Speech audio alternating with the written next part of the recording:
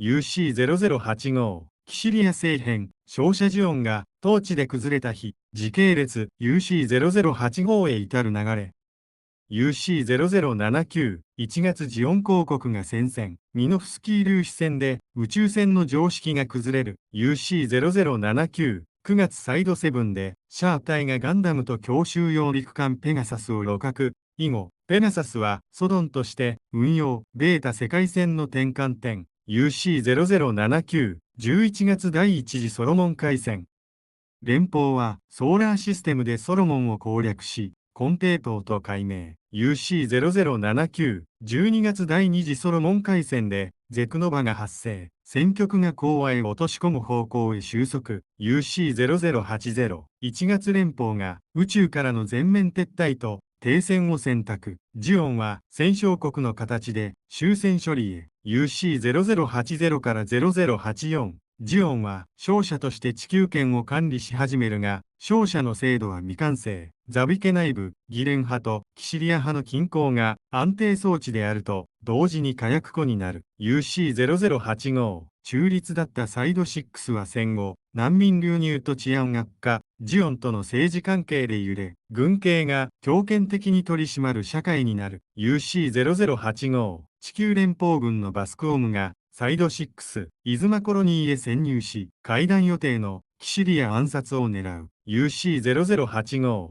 サイコガンダム、ブー登場が市街地でテロ級破壊行動。100人超の死傷者が出る。UC0085 イオマグヌスト竣公式展示。キシリアがギレンを毒ガスで暗殺し、イオマグヌストの真の機能、指向性ゼクノバ兵器を起動。標的のアバオアクーとギレン派主力を消滅させる。UC0085 権力均衡が崩れ内戦が現実化。生還して潜伏していたシャアがキシリアを撃ち、ザビ家は瓦解、シャリアはシャアの統治が破滅を招くと予見し、ソロモンから生還していたアルテイシアを名手に据える手はずを整える。ここからが85年、キシリアジオン氏、国家としての安闘の本論である。ベータ世界戦の1年戦争で、ジオンが勝ったという事実は、ジオンが強かっただけでは説明しきれない。勝者になった瞬間、国家は戦争の延長線上で生きられなくなる。戦時の合理性は、勝った瞬間に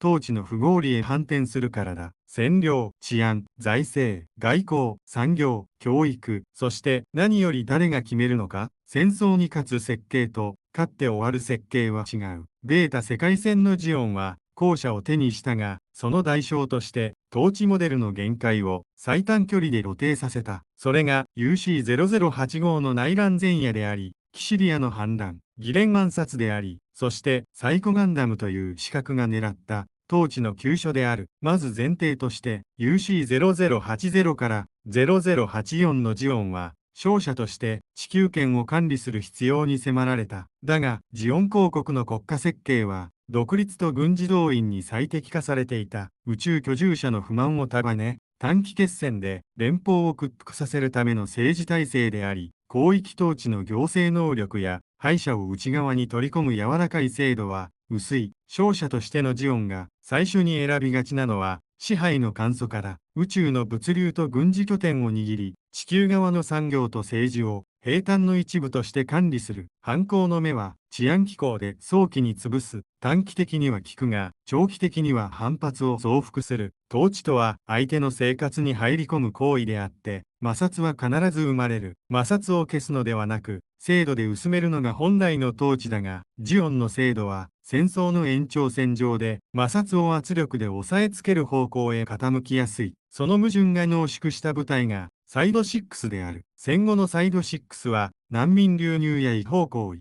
ジオンとの政治関係が問題化し、軍警が強い取り締まりを行う一方で、住民の評判が悪い。ここは中立圏だったがゆえに、戦後の統治が暴力で進むと一気に壊れやすい。中立とは本来、戦争を隔離する仕組みだ。しかし、勝者の統治が中立の生活へ侵入した瞬間、隔離は崩れる。戦争が終わっても、統治の現場で戦場が続く。前線が宇宙の要塞から外区へ移る。勝者であるはずのジオンが統治の現場で敵を量産してしまう構造がここにある。そこへ登場するのが敗者の武器、暗殺とテロだ。連邦は宇宙から撤退し、正面戦力は劣勢になっても、政治工作、破壊工作、暗殺で勝者を揺らせる。地球連邦軍のバスクオムが部下のドゥームラ・サメラを伴って、イズマコロニーに潜入し、会談予定のキシリア暗殺を狙って動き出した。ここが重要だ。統治モデルが個人の権力や暴力に依存しているほど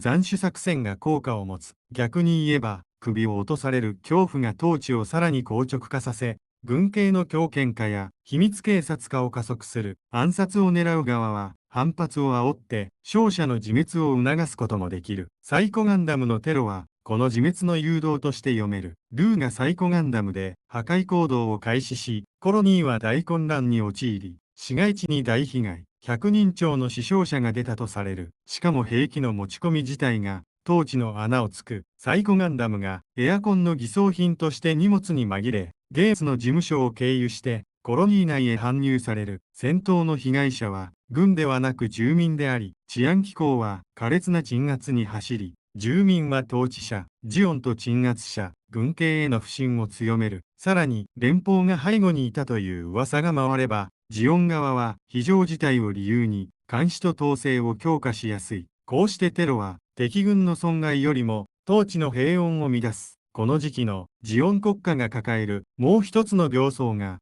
閥政治の軍事から。非常時の権限は誰に集まるか。ギレン派とキシリア派の均衡が平時には安定装置として働く一方、非常時にはどちらが治安権限を握るかが国家の命綱になる。勝者国家であるジオンの内側に2つの軍、2つの治安、2つの情報が並存してしまうと、国家は統治のためではなく派閥の生存のために動き始める。暗殺やテロが増えるほど権限は強権側へより、強権が増えるほど敵は増える。負の循環だ。この均衡を意図的に破壊したのが UC0085 のキシリアである。イオマグヌクソ稼働の直前にギレンと5年ぶりに会見し、キシリアはギレン暗殺計画を実行。毒ガスでギレンを殺害した。彼女は国家の頭部を落としただけではない。ギレン派の軍事的基盤ごと切り落としたイオヌグマッソだ。イオマグヌクソの真の姿は表向きの太陽構造副施設ではなく、シャロンのバラ、異世界のララースンを中枢に据え、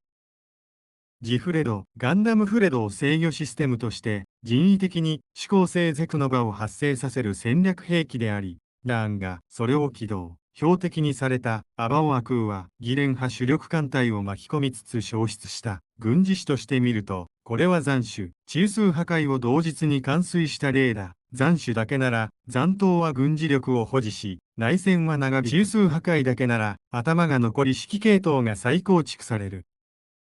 キシリアは2つを同時にやった。勝者の制度が未完成だった分、大体のルールがない。残るのは武力と恐怖と復讐だけだ。ここに統治モデルの限界がある。統治とは暴力を制度に溶かし、次の暴力を減らす技術だ。キシリアの手段は暴力をさらに高純度化した。しかも、この事件が統治モデルの限界である理由は、兵器の派手さではない。イオマグヌクソが示したのは制度が、個人と装置にとって変わられる現象だ。シャロンのバラという向こう側の要素を中枢に据え、ニュータイプ運用機が制御系になる。国家の最終兵器が行政や議会ではなく、研究所と情報部門と適性のある個人に依存する。依存が強いほど争奪戦になる。誰が装置を握るかで国家が決まる。こうして統治は国民の同意ではなく、装置の鍵の奪い合いに変質する。勝者国家が最も避けるべき病に、ジオンは自ら飛び込んだ。そして、キシリアは最終手段に踏み込んだ。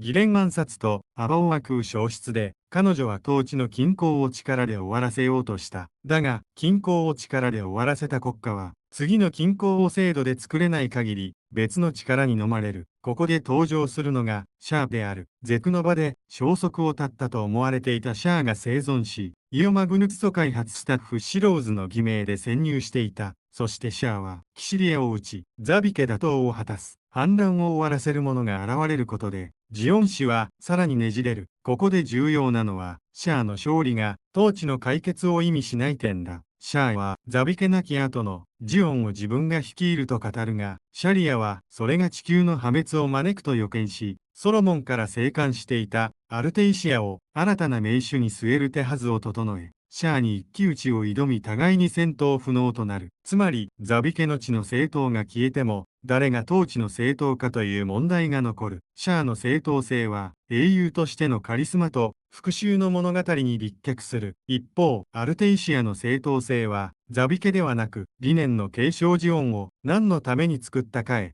立ち返る物語に立脚できる。統治は、勝った側が何を勝ち取ったのかを語り直す作業でもある。シャリアは、その語り直しを、復讐ではなく理念へ戻そうとした、と読める。ここまでを国家としての暗闘として整理すると、85年のジオンには、3つの戦争が重なっていた。第1は、タイ連邦の不可視戦、バスコームの潜入と暗殺計画、サイコガンダムのテロは、敗者が勝者の統治を腐らせるための戦いだ。第2は、勝者内部の派閥戦、キシリアの議連暗殺と、アバオア空消失は、統治装置の奪い合いを演じた形だ。第3は、統治理念の戦い、ザビ家を倒した後に、復讐とカリスマで統治するのか、理念と制度で統治するのか、その分岐点にアルテイシアが置かれる。アルテイシア、聖路を名手に据えるという展開は、単なる人物交代ではない。統治モデルの再設計を意味する。ザビ家の統治が戦時動員の延長だったとすれば、アルテイシアの統治は戦後の正当化をやらねばならない。難民問題を治安だけで処理しない。サイド6のような中立権を軍事ではなく条約と経済で取り込む。ニュータイプ研究と兵器運用を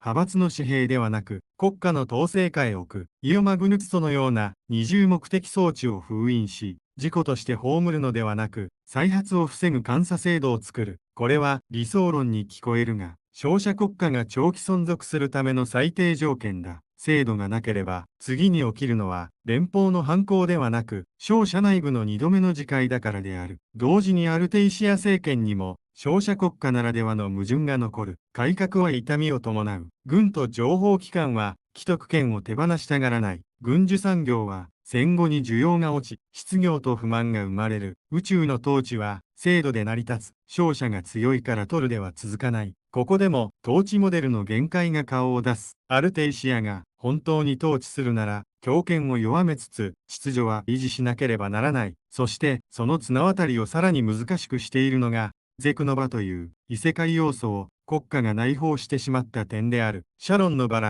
思考性ゼクノバ、そして向こう側から来る存在の介入は、世界観のスパイスではなく、統治の根本を揺らす。なぜなら、国家の安全保障が国境や艦隊ではなく、現実そのものの安定に依存し始めるからだ。従来の国家は、兵力と外交で危機を管理できた。だが、ゼクノバは政治の時間を奪う。意思決定が遅れた瞬間、要塞ごと消える。だから、政治は短絡し、さらに個人に依存する。0085の悲劇は、まさにその連鎖として描ける。結論として、UC0085のジオン氏は、勝者の栄光ではなく、勝者が統治に失敗した記録である。バスクオムの資格は、統治者の首を狙い、サイコガンダムは、統治の現場を焼き、キシリアは統治の中枢を毒で止め、イオマグヌツソは統治の力を奪った。最後にシャアがザビ家を断ち切るが、そのままでは統治は復讐に回帰し、破滅の予感が残る。だから、シャリアはアルテイシアを呼び戻した。彼女が担うのは、勝った国を戦後国家へ変える作業だ。